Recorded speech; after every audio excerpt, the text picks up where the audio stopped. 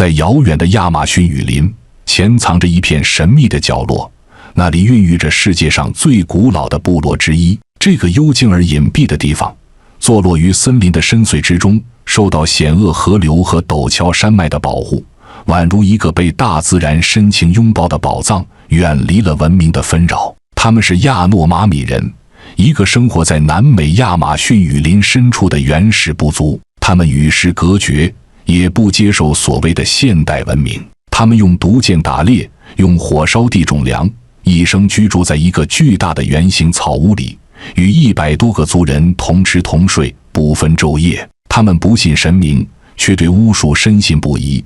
他们没有医院，却靠着吹气和嚼树皮来治病。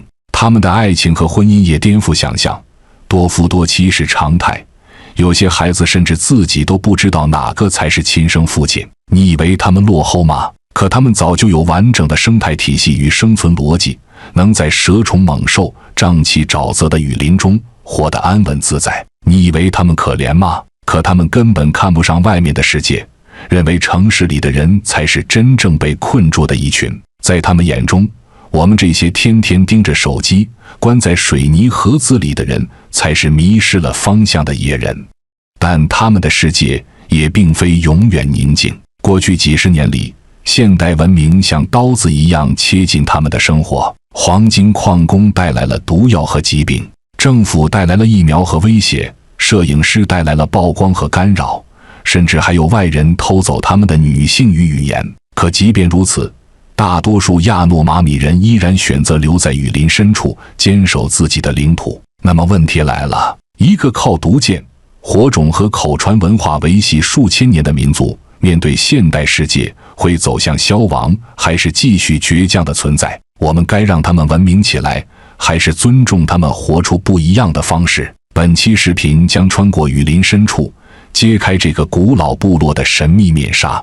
当你打开南美洲的地图，在巴西与委内瑞拉交界的那片绿色地带，你会发现有一整块被密林遮蔽、没有信号的空白区域，那里就是亚诺马米人的家。他们是世界上目前少数还维持半原始状态生活的人类部族之一，至今仍生活在雨林深处，与世隔绝。总人口约4万人，被分成200多个小村落，散居在亚马逊盆地北缘。这是地球上最难进入也最难逃出的地方。亚诺马米人的世界没有城市的概念，他们的村庄叫做 Llano， 其实是一个巨大的环形茅草屋，内部没有隔间，一栋屋子住着几十甚至上百人。他们就住在吊床上，孩子在中间跑来跑去，大人一边做饭一边修武器，生活完全公开透明。村落通常设在靠近小河流的高地附近，一是方便取水捕鱼，二是防止雨季洪水浸泡。但这样的地点也注定与现代交通绝缘，所有外来者只能靠飞行或徒步走路，而一旦雨季来临，许多村子几乎就与外界完全失联。这种隔绝的地理环境使得亚诺马米人几乎不被打扰地延续了数千年的生活方式。亚诺马米人也非常清楚如何与这片森林共存，他们知道什么地方适合搭建 Llano， 什么树可以拿来建屋，哪种藤蔓适合制作吊床，哪种蘑菇吃了会死人。成年男子几乎都有一套雨林地图刻在脑子里，他们依靠本能就能在森林中自由穿行。他们生活的环境并不温柔，这里年均气温超过30摄氏度，湿度高达90%，毒虫遍地，蟒蛇藏身，雨季动辄连下几10天。可他们不畏惧，这对他们来说是平常事。许多亚诺马米人从出生到死亡，从未离开过自己生活的那一片林子。即便有人走出村子看过城市，回去之后依然选择回归，因为在他们眼里，外面的世界远没有雨林安全。特别是在21世纪的今天，仍有相当一部分亚诺马米人不愿接触外人，他们对来访者戒备慎重，语言不通，文化差异，过往的伤害让他们学会了疏离和防御。一旦察觉陌生人靠近，有的部落会选择搬迁，有的则直接持吹箭迎敌。在亚诺马米人的世界里，现代化电器是没有的，更别说像钱一样货币。可他们活得并不比我们差，甚至在某些方面比我们还更有掌控感。他们的生活逻辑非常简单，吃什么就靠打猎、采集、种植，没有一样是买来的。这与亚诺马米人实行的狩猎、采集、刀耕火种3合1的生计方式有关。男人白天进森林打猎，女人带着孩子在附近采果子、挖根茎，种植一些基本的作物。生活粗粝、直接，几乎没有多余的物品，每一件东西都要物尽其用。狩猎是成年男子的日常，他们不会用枪，不设陷阱，而是使用一种独特的武器——吹箭管。这根吹箭管用树干凿空，长达2-3米，装上削尖的小箭头，箭头上涂着从毒藤中提炼出来的青蛙毒，毒性极强。中箭后，猴子、鸟类几分钟内就会瘫软，从树上掉落。它们会结伴行，悄无声息地在树影之间穿梭，有时一追就是半天。猎物包括猴子、野猪、鸟类，甚至某些蜥蜴。打到猎物后，现场处理内脏，用树叶包好带回烟囱，再用火慢慢烤熟，没有冷藏，所以食物当天吃完，绝不留存。而亚诺马米人的女性则是稳定食物来源的保障。她们每天清晨出发，带着藤篮和婴儿，去森林里寻找木薯、香蕉、芋头、果实、野菜和菌类。她们对森林的熟悉程度毫不逊色于男性猎人，知道哪个季节哪里能摘果，什么植物不能碰，哪些根茎需要先用水泡3天才去毒。通常一位女性一天能采集10公斤左右的可食植物，这些植物成为家庭餐桌的主要填充物，有些煮来吃，有些碾碎烤成饼，有些用叶子包住熏制。相比狩猎，采集更可靠、更稳定。如果说狩猎的男性是面子，那女性就是生存真正的里子。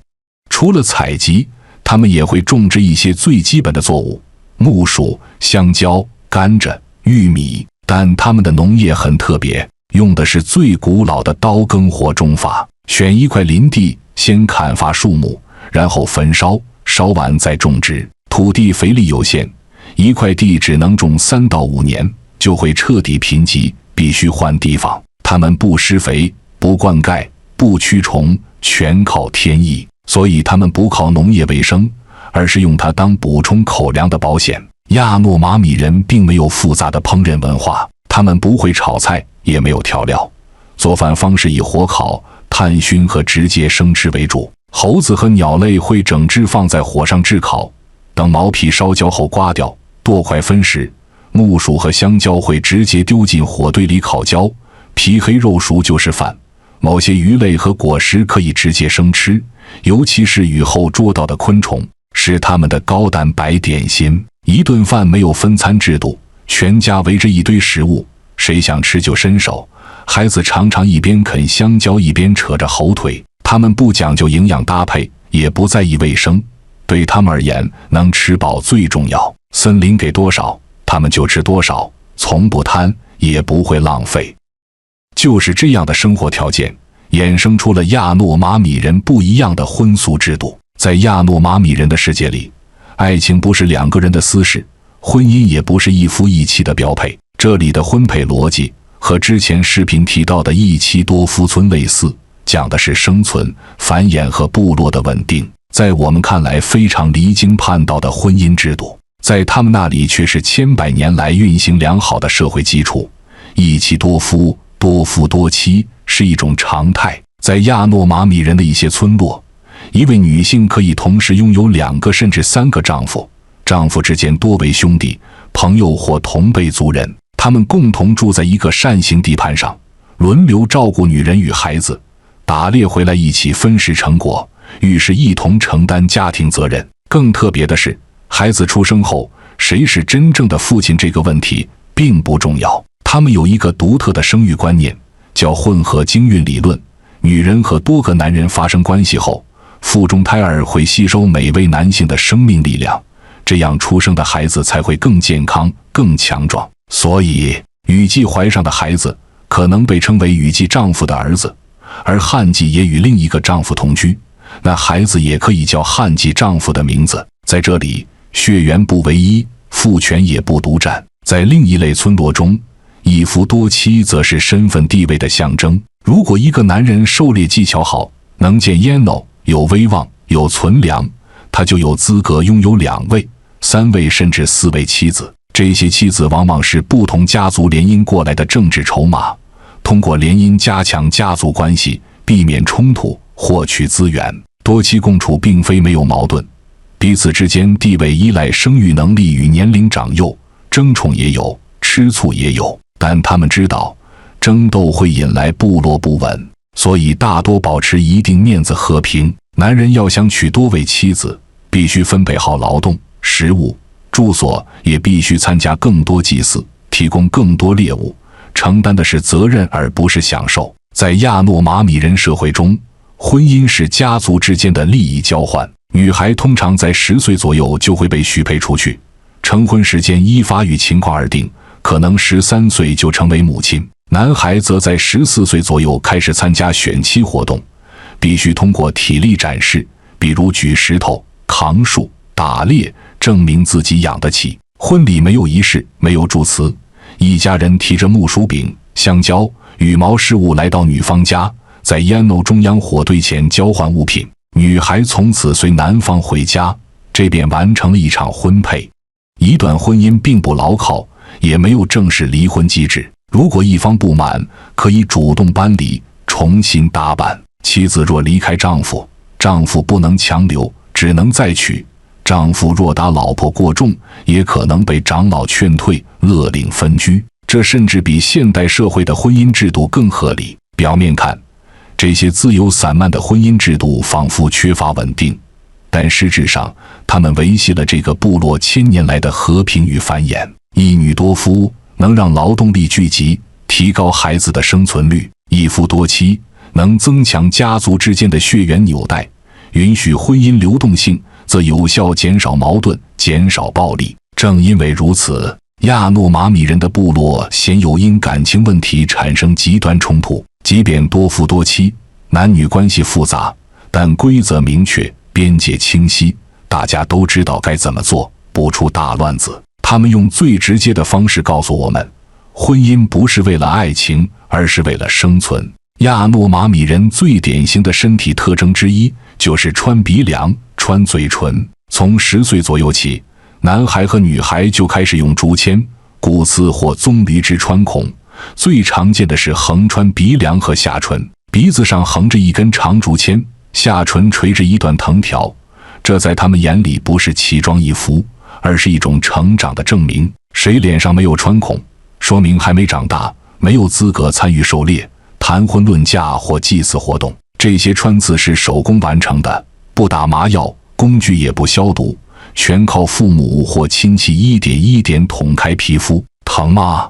当然疼，但他们认为忍痛就是成为亚诺马米人的第一步，而且穿孔不能随便拔掉，拔掉了就是放弃身份。所以很多老人到死都带着那根陈旧发黑的鼻屎，像一块徽章，代表着他们走过的岁月。亚诺马米人也不习惯穿什么衣服，男性通常赤裸上身，只系一条用棕榈纤维编成的丁字布，女性则穿草裙，上身赤裸。他们对身体的态度不是遮盖，而是展示自我。重要场合时，男人会把乌鲁库果捣碎，涂在脸上和身体上，呈现鲜红色。他们认为这种颜色是祖先的颜色，能抵挡邪灵，也能增强勇气。而头上的羽毛、颈上的牙骨、臂上的藤圈，则是部落 ID 卡。不同村落的人有不同配色、纹路，彼此一眼就能认出。年轻人戴羽毛是为了吸引异性，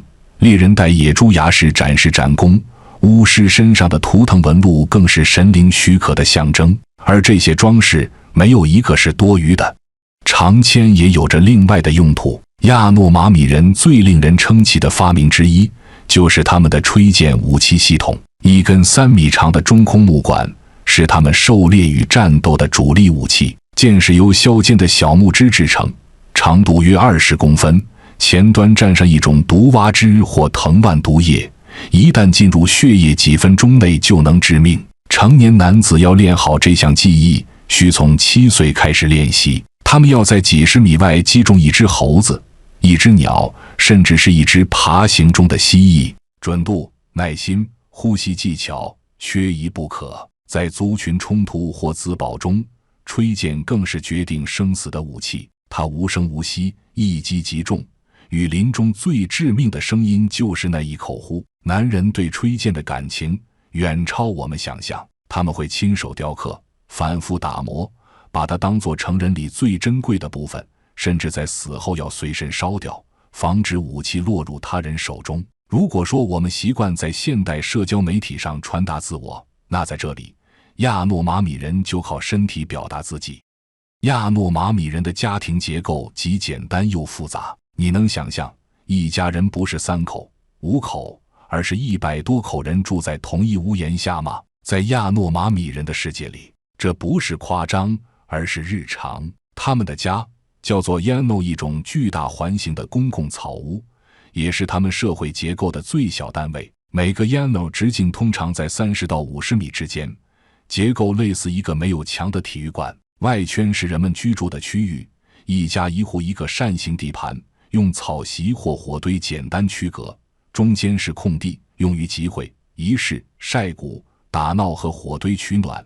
上方则是拱形的高大茅草屋顶，由粗壮树干和藤条搭建，遮风挡雨又通风透气。亚诺马米人的家没有门，也没有私密空间，这也就意味着任何的响动都会被其他人知晓。一张吊床，一堆柴火，一口锅，一堆储物篮就是一户人家的标配。夫妻之间不设隔间，只是在地上画一道灰线，象征这是我家的边界。但这条线谁都可以越过，越过也不会吵架。孩子可以随便跑到邻居那边吃东西、睡觉，亲戚可以带着自己的猎物过来串门直接开吃。成年人谈话、吵架、洗澡、生产，统统在这个开放空间中完成。在他们看来，隐私是奢侈的，也是多余的。生活不是个人的，而是群体的。在 Yano 里养孩子是一件全民参与的事情。孩子在地上打滚，大人不会过问，饿了就去谁家拿根香蕉，摔倒了，最近的阿姨或叔叔就顺手抱一下。他们的父母并不担心孩子会被拐走，因为整个 Yano 就是一个封闭的亲族网络，大家都有血缘或姻亲关系。这种群养方式使得亚诺马米的孩子极早熟，3岁学拿刀，4岁能自己烤木薯吃，5岁就知道哪个叔叔能去打猎，哪个阿姨怀孕不能爬树。 Yano 的中间空地是整个村落的核心舞台，这里既是餐厅，也是会议厅，既是儿童乐园，也是长者讲故事的地方，既是婚礼场地，也是葬礼仪式的中心。每天傍晚，族人们围坐在火堆旁吃饭、唱歌，讨论谁家的木薯田要换地，或者分享最新的狩猎消息。长者喜欢在这里讲祖先的故事，年轻人边听边编剪，孩子在旁边扯香蕉叶做玩具，一切看似混乱，实则有序。但 Yano 不会永远待在一个地方，雨林的土地是有效期的，一般3到5年后，周边的猎物被捕完，木薯地耗尽，他们就会集体搬迁，另选新地。建一个 Yano 全靠人力，先砍树、搭骨架，再铺上茅草和藤蔓，整个过程通常耗时1个月，男女老少都参与。对他们而言，家就是临时搭出来的，走到哪见到哪。在现代人对于房子渴求的当下，这样的居住方式对他们来说更为安心。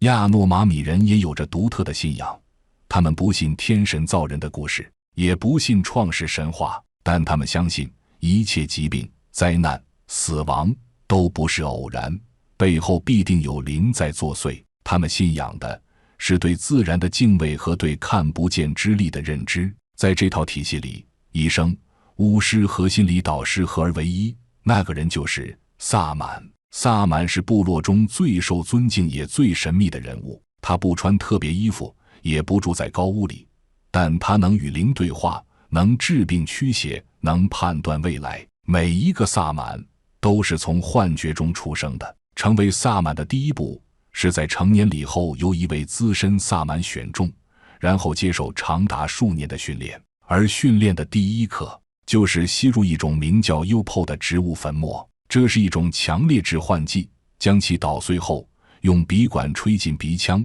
几分钟内便会进入精神恍惚的异世界。萨满通过这种方式看见病因，找出作祟的灵魂，甚至能召回病人的灵魂。有人可能会说这是吸毒，但在亚诺马米人眼里，这是一种神圣的连接方式，连接灵界与现实，连接身体与自然，连接过去与未来。当部落有人生病，不论是发烧、头痛还是突然昏迷，第一个动作不是吃药，而是请萨满。萨满会围着病人吹烟、呼气、哼唱，他们用嘴含草药后吹在病人身上，象征驱走邪灵，有时会大声嚎叫，把病魔吓跑，也有时候他们会模拟与灵搏斗，表现出剧烈抽搐甚至呕吐。整个过程既像一场表演，也像一场心理暗示。但在部落成员看来，这是最直接有效的方式，只要萨满肯治，病就有希望。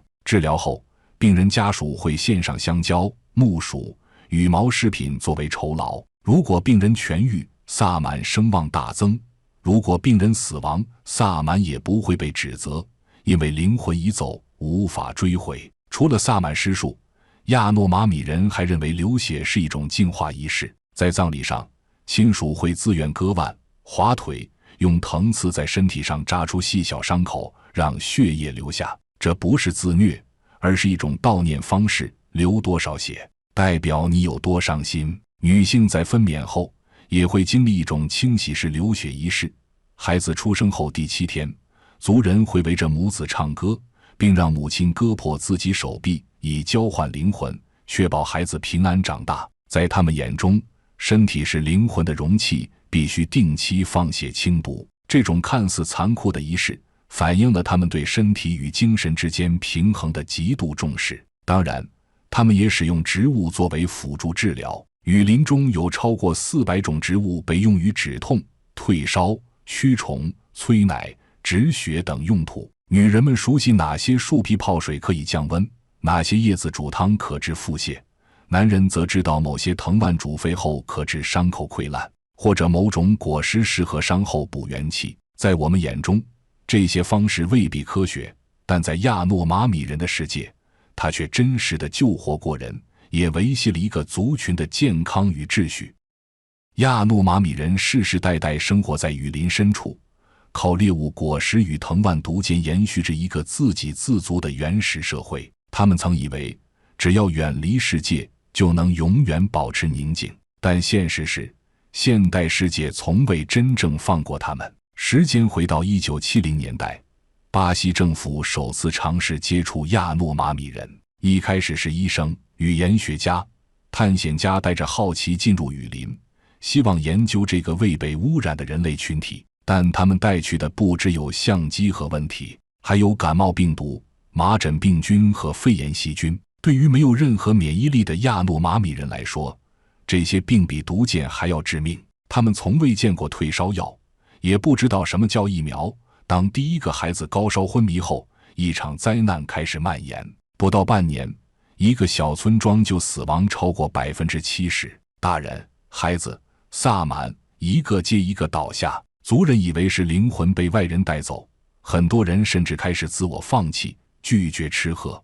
1980年代，另一个更贪婪的力量闯进了他们的森林——非法淘金者。这些人带着机器、枪支、毒品，还有他们心中唯一的信仰——黄金。他们在亚诺马米人领地上乱挖河床，毒杀水源，烧毁树木，还留下了大量水银污染物流入河流，渗入土地，影响了整整一代人的饮水与健康。更可怕的是，一旦亚诺马米人试图阻止，他们就会被暴力教训。曾有村落因阻止金矿设备进入，被枪手扫射10余人，还有妇女被强奸，孩子被掳走。政府一开始无力管控，甚至睁一只眼闭一只眼。直到媒体曝光，大量外界舆论谴责，这些非法淘金才暂时受限。但至今，许多金矿依旧在偷偷运作，而我们这些看客站在他们身后，自以为看见了过去，却没意识到